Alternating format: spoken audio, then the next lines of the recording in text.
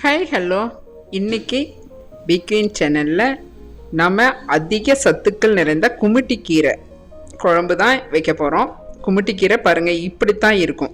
நீள நீளமாக தலை, அதனோட தலையை மட்டும்தான் அதை நாம் எடுத்துக்கணும். வேறு தண்டெல்லாம் இதுக்கு யூஸ் ஆகாது. வெறும் தலை மட்டும் எடுத்துக்கணும். பாருங்கள், பூ பாருங்கள், இது ஒரு மாதிரி ஆரஞ்சு கலரில் வெறுனிஷாக அது ஒரு இந்த மாதிரி இருக்கும். அந்த பூவெல்லாம் எடுத்துக்கக்கூடாது. தலை மட்டும், அந்த லீஃப் மட்டும் பாருங்கள் நீள நீளமாக இந்த மாதிரி தான் இருக்கும். இந்த கீரையில் அதிகமான ஒரு தாமிரச்சத்து இருக்குது. இது ஒரு ஸ்கின்னுக்கு ஒரு டானிக் மாதிரி. ஸ்கின்னு ட்ரையான ஸ்கின்னுக்கெல்லாம் இது நல்ல ஒரு மாய்ஸ்சரைசரை உருவாக்கும். நல்ல பளபளப்பை கொடுக்கும். ஸ்கின்னுக்கு நல்ல பசையை கொடுக்கும்.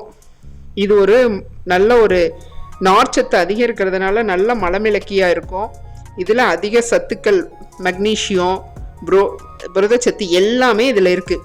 அதாவது மற்ற கீரைகளை விட இந்த குமிட்டிக்கீரையில் அதிக பர்சன்டேஜ் சத்துக்கள் இருக்குது.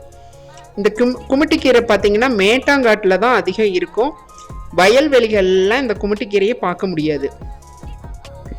இது தண்ணி அதிகம் பாயிற இடத்துல இருக்காது. இது விளைவிக்க முடியாது. நம்ம இதில் விதை போட்டு இந்த கீரையை உருவாக்க முடியாது. இப்போ இதுக்கு கீரையை சுத்தம் பண்ணி எடுத்துக்கிட்டு அதில் 4-5 சின்ன வெங்காயம், பூண்டு ஒரு 4 பல்லு, வரமிளகாய் கிள்ளி விதையை எடுத்துட்டு போட்டு கொஞ்சமாக தண்ணி விட்டு நல்லா வேக விட்டுக்கலாம். கீரையை பொறுத்தவரையிலும் மூடி வச்சு வேக வைக்கக்கூடாது.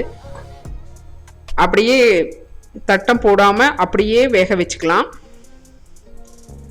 நல்லா ஒரு நல்ல தலையெல்லாம் சொடுங்கி வந்தால் போதுமானது.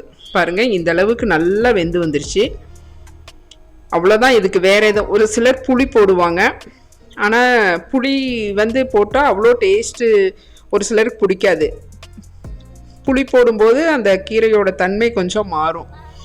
அதனால் புளி இல்லாமல் இது வேணால் மத்து போட்டு கடைஞ்சிக்கலாம். நான் மிக்சியில் சூடு ஏறாமல் ஒரே ஒரு அடி அடிச்சுக்க போகிறேன். அது நல்லா நைஸ் ஆகிடும். அதை நம்ம ஒரு தாளிப்பு கொடுத்துடலாம். இந்த கீரை மேக்சிமம் பார்த்திங்கன்னா எல்லா சீசன்லேயும் கிடைக்காது.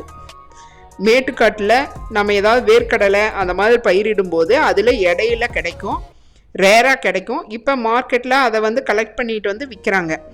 அது நம்ம கிடைக்கும்போது வாங்கி யூஸ் பண்ணிக்கலாம். ஆனால் மற்ற கீரை அளவுக்கு இதில் அதிகமாக நம்ம உற்பத்தி இருக்காது. இது ஏன்னா வெறும் தலை மட்டும்தான் போடுறோம். மற்ற கீரையெல்லாம் இந்த கொழுந்து இது எல்லாமே கிள்ளி போட்டு நம்ம கடைசல் பண்ணலாம், நல்லாயிருக்கும். ஆனால் இதில் அப்படி பண்ண முடியாது. எண்ணெய் வச்சு கொஞ்சம் கடுகு, கொஞ்சமாக பெருங்காயம் போட்டுக்கலாம். இது நல்லா பொரிஞ்சு வரட்டும். இதுக்கு மேக்சிமம் நிறைய சின்ன வெங்காயம் போடுங்க. சின்ன வெங்காயம் போடும்போது கீரை நல்ல டேஸ்ட்டு கொடுக்கும். அதனால் சின்ன வெங்காயம் நிறையா உளிச்சு கட் பண்ணி வச்சுருக்கிறேன், அதை போட்டுக்கலாம். ஒரு சிலர் இந்த மாதிரி பொரிச்சு அந்த கீரையில் போட்டு கடைஞ்சி எடுத்து வைப்பாங்க. அதுக்கு பேர் பொரிச்சு கொட்டி கடையிறதுன்னு சொல்லுவாங்க. ஆனால் நம்ம மறுபடியும் அந்த வெங்காயம் நல்லா நம்ம சேர்த்து சாப்பிட நல்லாயிருக்கும். ஒரு பிஞ்ச் அளவுக்கு ஜீரகம் போட்டுக்கலாம். இந்த வெங்காயம் நல்லா வதங்கி வரட்டும்.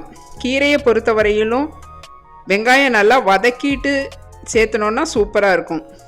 கண்டிப்பாக இதுக்கு பச்சை கருவேப்பிலை சேர்க்கணும். இது எல்லாம் நல்லா வதக்கிக்கலாம். உங்களுக்கு ஆல்ரெடி மிளகாய் போட்டு நம்ம அரைச்சிருக்கோம். காரம் பத்தலை அப்படின்னா 2 வரமிளகாயை இதில் கிள்ளி போட்டுக்கோங்க. இப்போது அந்த கீரையை அடித்து வச்சுருக்கிற கீரையை நம்ம அதில் சேர்த்துக்கலாம்.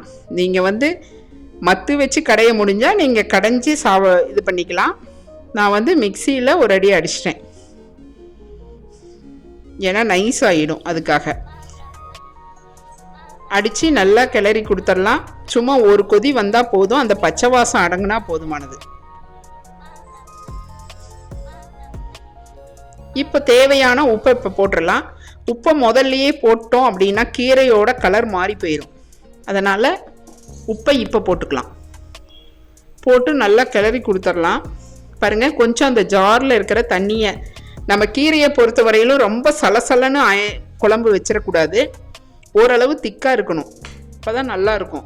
அதனால் கொஞ்சமாக தண்ணி விட்டு கலக்கி அப்படியே ஒரு கொதி வர வரையில் விட்டுடலாம். இப்போ இது வந்து சாப்பாட்டுக்கும் சூப்பராக இருக்கும். அதே மாதிரி ராகி களிக்கு செமையாக இருக்கும். இது அவ்வளோ ஒரு டேஸ்ட் கொடுக்கும். அதிகமான மருத்துவ குணம் கொண்ட இந்த குமட்டிக்கீரை எங்காவது கிடைச்சா விட்டுறாதீங்க. எடுத்து இதே மாதிரி செஞ்சு சாப்பிடுங்க, சூப்பராக இருக்கும். நிறைய வெங்காயம் போட்டு செஞ்சதுனால அந்த கீரையும் அந்த சாதம் பிசைஞ்சு சாப்பிடும்போது அப்படி ஒரு டேஸ்டாக இருக்கும்.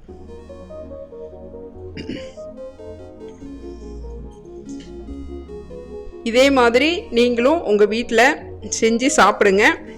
ஏன்னா இந்த கீரை அவ்வளோ நார்ச்சத்துக்கள்லாம் அதிகமாக இருக்கிறதுனால கண்டிப்பாக நல்ல மலமிளக்கியாக யூஸ் ஆகும். மற்ற கீரைகளை விட அதிகப்படியான பர்சன்டேஜ் இதில் சத்து இருக்குது.